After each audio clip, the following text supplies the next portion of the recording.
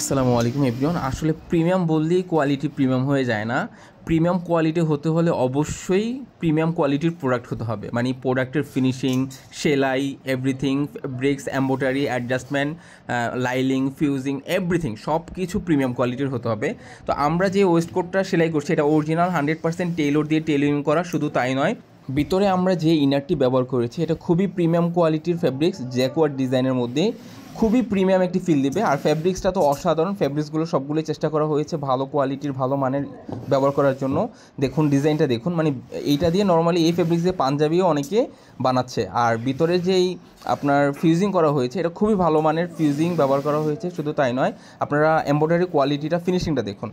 আর অনেকেই একটি জিনিস বলে থাকেন যে আসলে অনলাইনে অথবা অফলাইনে বিভিন্ন জায়গায় লোকালি অনেক প্রোডাক্ট অথবা ওয়েস্টকোট 1500-2000 টাকার মধ্যে পাওয়া যাচ্ছে। আসলে 1500-2000 না, আপনি 1000 টাকা দিয়েও ওয়েস্টকোট পাবেন, বাট ওগুলো ওই কোয়ালিটির না। ওগুলো নর্মালি লোকালি কম্বল জাতীয় কিছু ফ্যাব্রিক্স অথবা এই জাতীয় কিছু ফ্যাব্রিক্স দিয়ে বানিয়ে সেল করছে। সেগুলোর কোয়ালিটি অথবা ফিনিশিং, ফ্যাব্রিক্স কোনোটাই এটার মানে না।